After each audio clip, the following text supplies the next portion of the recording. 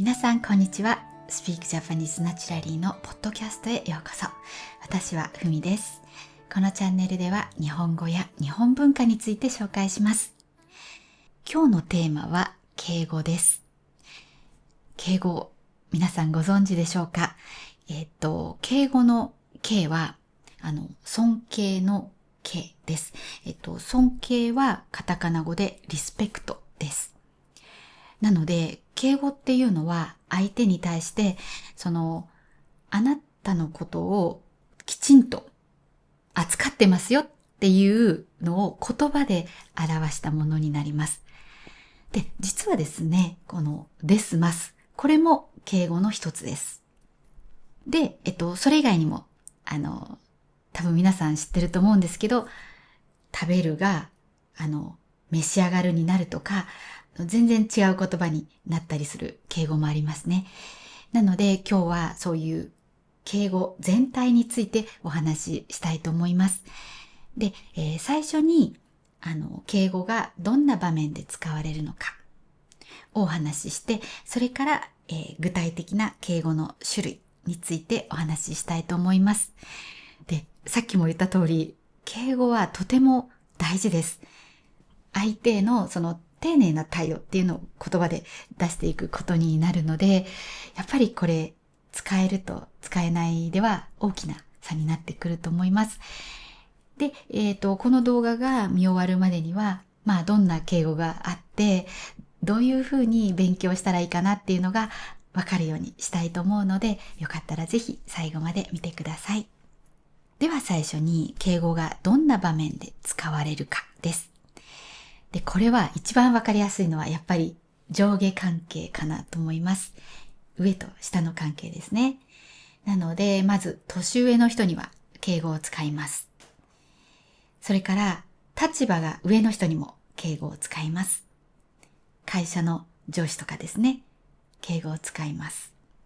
で、それから親しさの度合いによって、敬語を使うかどうかも決まってきます。例えば、家族には敬語は使いません。日本の場合、お父さん、お母さん、お兄さん、お姉さん、敬語は使いません。で、あと、おじいちゃん、おばあちゃんはちょっと微妙なところで、使う人と使わない人がいると思います。で、一緒に住んでたら多分使わないと思うんです。でも、会うのが年に1回ぐらいしかないとか、あとおじいちゃんとかおばあちゃんがすごい厳しい人で、その孫の方も丁寧な人だったりすると、ですますで話す可能性もあります。あと、おじさんおばさんとかはもっと微妙で、おじさんおばさんはおじいちゃんおばあちゃんより、またもう少し遠いですよね。その場合、結構ですますで話す人もいるかなと思います。そこは人によると思います。で、あとですね、例えば、初めて会った人、親しくないですよね。なので、初めて会った人はですますを使います。あと、相手が誰かわからない。ドンドンってドアが叩かれた時、今はね、ピンポーンですかね。どちら様ですかっていうような場面があったとします。どちら様ですかっていう丁寧な言葉を使いますね。それは知らない人だからです。あと、お店に行って、お店の人には、基本ですますを使います。それは知らない人だからです。で、そこで、ですますを使わないで話す、ちょっとわかりやすくタメ口という言葉を使いますね。ここでは。で、例えばお店の人に親しくもないのにタメ口を使うと、ちょっと失礼な響きになります。ただですね、ここも難しくって、すっごく親しげにニコニコして、60歳とかの方が、ニコニコタメ口で話したら、それはね、そんなに失礼じゃない気がするんですね。で、お店の人が若かったら。ただ、そうじゃなくて、すごく丁寧でもない感じで、これ水ちょうだいとか言ったら、すごく失礼な感じがします。だからやっぱり、ある程度、失礼にならないために、敬語を使いますね。そう、ですますはね、敬語なんです。後で説明します。一つですね、覚えておいてほしいのが、敬語を使っているからといって親しくないわけではないです。今、親しくない相手には敬語を使うって言ったんですけど、例えば、年上の人には敬語を使うんですね。どんなに親しい年上の人にも敬語を使います。で、その時に、敬語を使ってるから親しくないって思わないでほしいんですね。年上の人には敬語を使うので、敬語を使ってても親しいことは十分あるんです。で、これちょっと逆で考えてほしいんですが、今、そのタメ口という言葉を使いましたが、タメっていうのは同級生、同じ学年の同級生の、スラングです。これはですね、本当に、あんまりスラングというか、あんまり私はタメって使わないですね。うちらタメだから、みたいに私は言わない言葉です。で、思い出してほしいのが、皆さん学校に通っていた時、同級生みんなと親しかったですか？多分親しい相手もいましたし、親しくない同級生もいましたよね。で、ただ、タメ口っていうだけあって、基本的に同級生の間ではタメ口なんです。親しくなくてもタメ口なんです。だから、タメ口を使ってるから親しいとは限らないということも覚えておいてほしいです。で、あとたまに漫画とかアニメで、同級生にデスマスを使ってる子が出てくることもあると思います。で、そういう時にそのキャラクターの書かれ方は多分独特な子、ユニークなタイプの子みたいな書かれ方をしてると思います。もしくはなんかいじめっ子がいていじめられているとか。だから、基本的には同級生同士はタメ口です。で、あとさっきちょっとお店の人にタメ口を使うと失礼なことがある話もしましたけど、なので、あえてタメ口を使ったりすることもあります。前、うちの夫がしてたんですけど、お店の人がすごく失礼だったんですね。で、その時に夫もあえて失礼な感じでタメ口で話していました。なので、タメ口には、自分がわざと失礼になりたい。あえて失礼にしたい。舐められない。舐められるっていうのは、馬鹿にするとかですけど、そういうために、タメ口を使うということもあります。そう、だから面白いのは、こういう、どれくらい丁寧な話し方をするかっていうのは、自分の自己表現でもあるわけです。自己表現ってのは自分をどう表現するかですよね。だから、丁寧な人間に見せたいのか？で、丁寧な人間って時々、丁寧だから、いい加減なことしてもあの人怒らないだろうみたいに扱われることもあるわけですよね。だから、そういうふうな扱いをされた時には、あえて、いやいや、ちょっと失礼になるためにタメ口を使うとか、そういうような使い分けができます。では、ここからは、敬語にはどんなものがあるのかについてお話しします。ですね、今日は大きく4つに分けようと思います。まずですね、1つ目は、丁寧語ですね。ですますを使った言い方です。で、2つ目に、美化語っていうのがあります。美化語っていうのは、美しいに変化の化。だから、美しくするための言葉です。で、これはですね、名詞の前に、おとか語をつけるものです。お金とかお花とか、そういうものですね。で、それから3つ目、尊敬語っていうのがあります。で、尊敬語っていうのは、相手を上にする言い方です。で、もう一つ、謙譲語っていうのがあります。謙譲語っていうのは、漢字で書くと、謙遜の謙に譲るっていう字を書きます。謙遜っていうのは、例えば褒められたとき、すごいですねって言われたときに、いえ、そんなとんでもないです。そんな大したもんではありませんって自分を下げるのが謙遜なんですね。その謙遜の謙に譲るは、例えば席を譲る。本当は自分が座ってたけど、足の悪い方が来たから、どうぞって譲る。だから自分を引くってことですね。そういう感じで自分を下げたり引いたりするのが謙譲語です。なので、さっき尊敬語は相手を上にするって言ったんですけど、謙譲語は自分を下にします。それによって相手を立てるとなります。今日この相手を立てるって言い方を覚えてほしいんですが、立てるは普通に立つってスタンドアップの立つの時の感じですね。で、敬語っていうのは基本的に相手を立てるものです。つまり、相手のことを大事に扱ってますっていうのが相手を立てるですね。なので、尊敬語は相手を上にすることで相手を立てる。謙譲語は自分を下にすることで相手を立てます。はい。じゃあこの4つ、それぞれについて説明します。まずはデスマスの丁寧語。これは何も言うことはありませんね。皆さんご存知だと思います。そうそう、よく教科書で、教科書通りに話してる人なんかいないっていう話をね、聞いたりするんですが、例えば友達同士とか家族の中では教科書みたいな話し方はしません。ただ会社とかではやっぱりデスマスを使った教科書みたいな話し方をしてると思うので、教科書みたいな話し方ができるデスマスを使って話せるということはとっても大事なことです。社会生活を送る上でですね。なので、デスマスしっかり、覚えましょうですね。はい。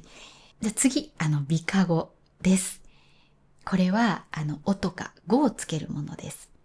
で、これはですね、基本的なルールがあって、和語の前にはおをつけます。和語っていうのは、もともと日本の言葉のことですね。例えばですね、聞いて何かわかるとき、例えば箸とか鐘とかね、そういうのにおをつけていきます。もともとの日本語ですね。で、逆に音読みで漢字が2つつながるようなもの、基本的には漢語です。昔の中国から入ってきたもの。これには語をつけることが多いです。ただ、もちろん例外もあって、例えばよく使われるお食事とかお料理。これは食事も料理も漢語なんですけど、これはおがつきます。で、これちょっとね、面白いアンケートがあったんですね。文化庁って言って、日本の国のある、組織があります。機関があります。で、そこが2006年に調査したもので、私お弁当って言うとどうしてもおをつけちゃうんですけど、弁当という言葉におをつけるかつけないかで、男性女性でいろんな年代でアンケートを取ったそうなんです。そしたら、どんな結果になったと思いますか？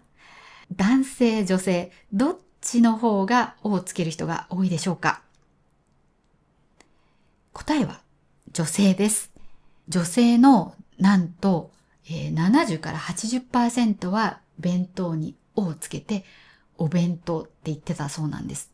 どの年代においても。で、逆に男性はどの年代においても、おってつけるのが10から 30% だったそうです。つまり、つけない人の方が圧倒的に多い、男性は。で、女性はつける人の方が圧倒的に多いわけです。だから私ついお弁当ってどうしても弁当って言ったことないかもしれないですね。常におをつけてしまう。でも考えてみれば、確かにうちの夫はおをつけてないです。ただ、そういう中でも、つけている男性もいるし、つけていない女性もいるわけですね。だからですね、そのアンケート結果に対して、その文化庁の文では、面白いことが書いてあって、こういう敬語っていうのが、自己表現の一種であると。そういうのを使うか使わないかで自分がどんな人間かっていうのを見せているというふうに書いてありました。だから私の場合は、おをつけないというのは、なんかすごく乱暴な気がしてしまうんですね。私にとっては。だからどうしてもやっぱおをつけたくなるんですね。お金なんかもそうです。金って言ったら、なんかすごい悪いというか、良くない言葉遣いな気がして、どうしてもをつけてしまいます。でも、じゃあ、花はどうかって言ったら、花には私そんなにおはつけない。ただ、すごく素敵な場所に行って、まあ、綺麗なお花ですねっていう時は、おってつけたくなると思うんですけど、友達と話してて、わ、何この花綺麗だねっていう時にはやっぱり花ですね。ただ、いくら友達と話していても、お金のことを、今日金なくてってなんか言えないんですね。今日お金なくてって、おがついちゃいます。なんで、単語の種類によると思うんですけど、おをつけたりつけなかったり、つけたかったりつけたくなかったり、その辺は本当に人によって変わってくると思います。でね、皆さんがどうしたらいいかなんですけど、これはですね、私、皆さんが例えばシャドーイングするときとかもそうなんですけど、一番は同じような年代の同じ性別の人で、こういう風な話し方をしたいっていう人を見つけて真似することです。やっぱり男性と女性ってかなり違う話し方をしてることが多いんですね。どうかな。デスマス使うときはそういう性の精査は少ないんですけど、でも今のそのおとかつけるかつけないかでこれだけ精査が出てるわけですよね。そうそう、タメ口の時はもっと基本精査が出ます。若い人は精査は減ってきてるそうなんですけど、それでもね、あると思います。なので、自分が真似したい相手としては、一番安全なのは、同じ性別の、同じような年代の人を選ぶことですね。そう、例えば私が20歳ぐらいの女の子の話し方を真似したら、多分ね、どうなんでしょう。多分変だと思います。ちょっと落ち着きがない感じになってしまうかもしれません。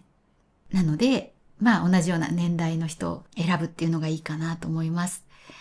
でね、たまに男女で話し方が違うっていうのは、まあ男女差別っていうか、おかしいんじゃないかみたいなことをコメントに書かれたこともあるんですけど、まあそう思う人は自分の好きな話し方をした方がいいとは思うんですけど、周りの人にとって違和感のない話し方っていうのがあるんですね。だから、なんて男女差別の多い国なんだって言われたら、まあそうかもしれないんですけど、まあでもね、ちょっと、まあある意味、これが文化なので、変えろと言われても変えれない部分があるのかなと思います。ただ、さっきも言った通り、結構若い人たちは、そんなに性差のない男性か女性かですね、話し方になってきているそうなので、だいぶね、変わってきてる部分はあるんじゃないかなと思います。じゃあ次、尊敬語と謙譲語についてお話しします。で、さっき、尊敬語が相手を上にする。で、謙譲語が自分を下にするって言いました。つまりですね、尊敬語っていうのは、相手がすることのその動詞の部分。それを、尊敬語にします。で、自分がすることは、自分の動詞は、自分の動作の部分ですね。そこは、謙譲語にする。これが基本です。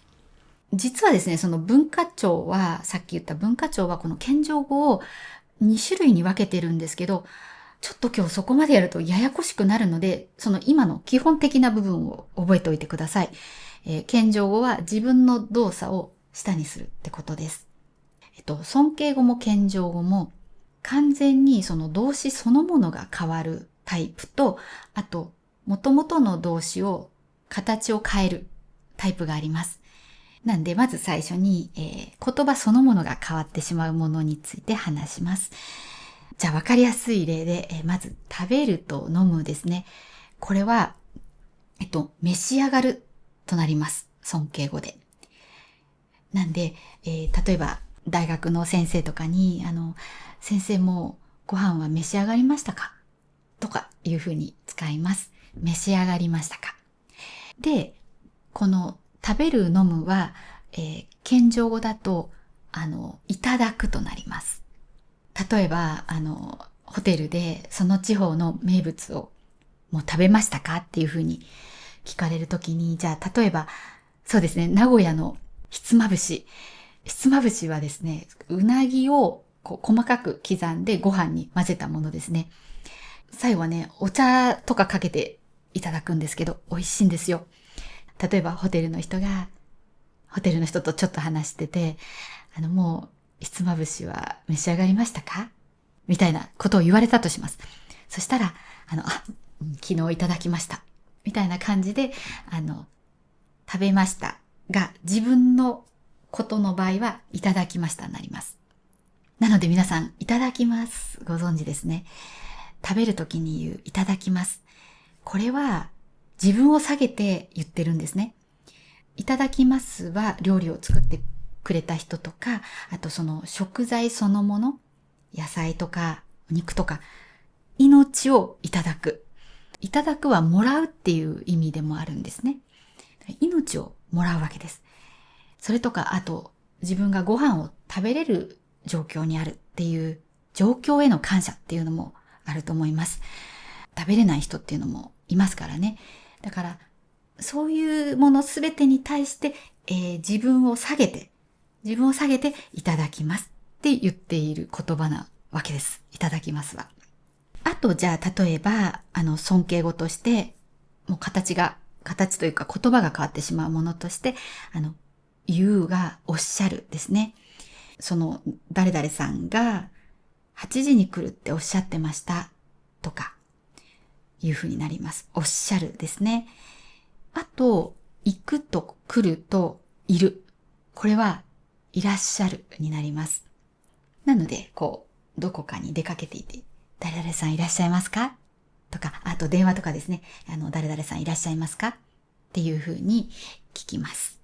今のはもう単語が変わってしまう尊敬語。そうやって形が変わってしまう謙譲語としては、例えば、尋ねるということは伺うになります。で、尋ねるにはですね、行くっていう意味の尋ねるともあれば、聞くっていう意味の尋ねるもありますね。質問するって意味の尋ねる。どっちも、伺うになります。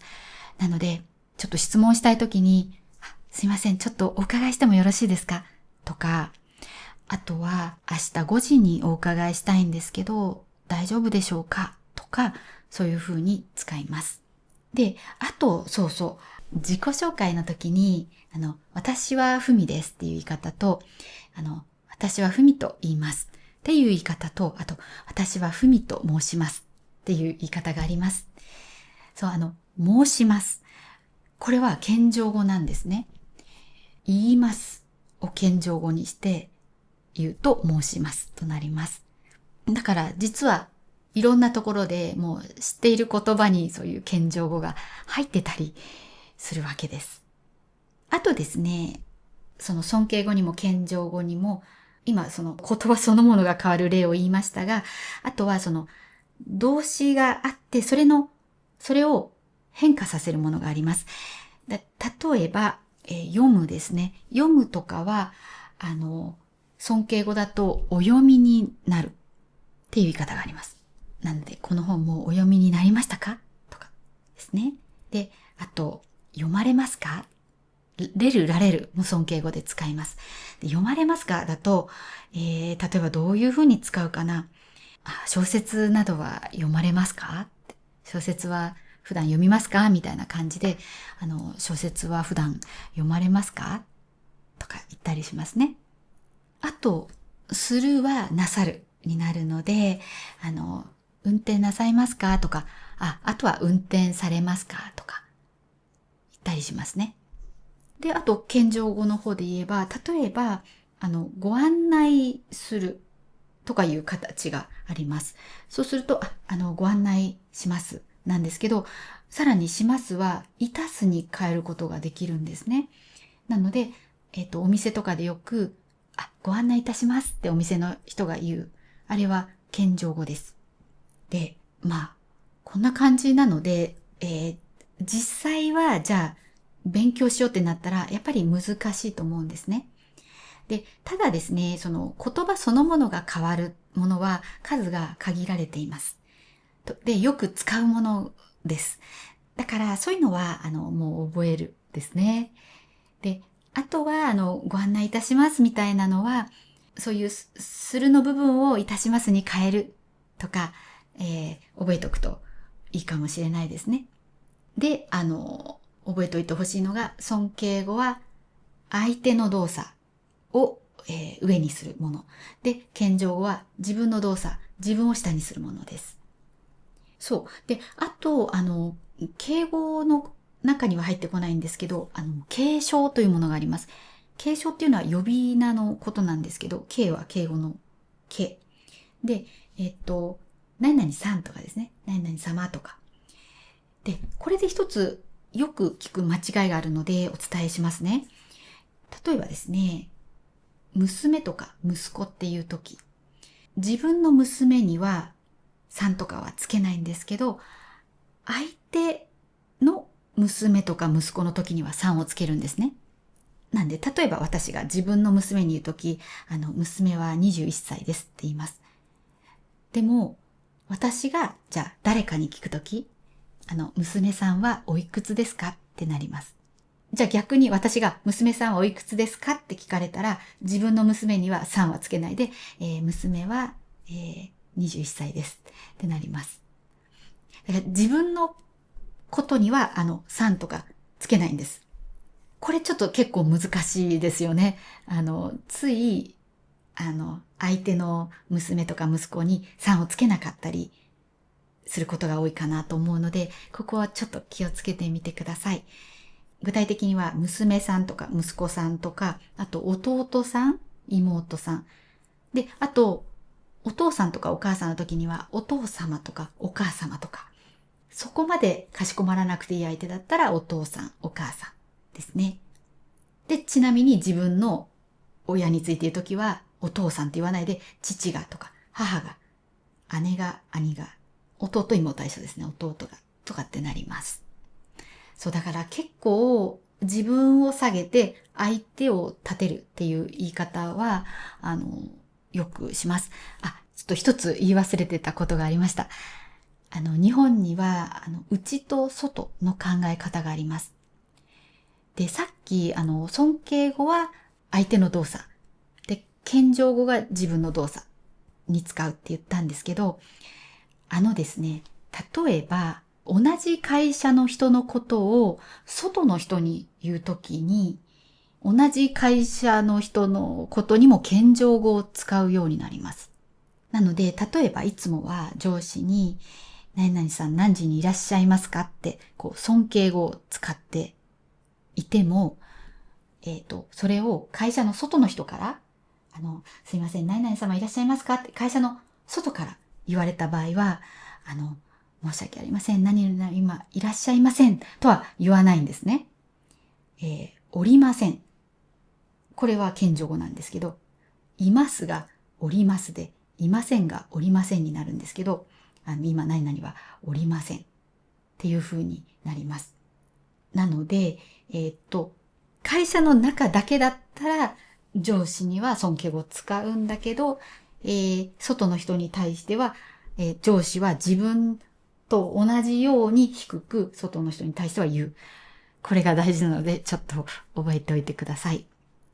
以上ですかね。ちょっと難しいとは思うんですけど、ぜひ、いろいろ、どういう敬語を使っているのかなってよく聞くようにしてみてください。はい。じゃあもし今日の動画役に立ったなと思ったら高評価、チャンネル登録、そしてお友達にシェアしていただけると嬉しいです。で、あと、チャンネルメンバーシップもやっています。入ってくれている皆さん、ありがとうございます。もし入っていない方いたらぜひご検討ください。フルっていう、上のレベルに入っていただけると週に1本特別なエピソードが聞けます。なんですが、実は私は発音を良くするためのコースもやっています。なので発音を良くしたいなと思う人は概要欄にリンクを貼っておくので、そちらもぜひチェックしてみてください。で、実はそっちのサブスクコースなんですけど、そっちに入ってもらえるとメンバーシップで、見れる動画もう全部見れるのでちょっとお得です。よかったらご検討ください。じゃあ今日も最後まで、聞いてくれてありがとうございました。また来週お会いしましょう。良い1週間をお過ごしください。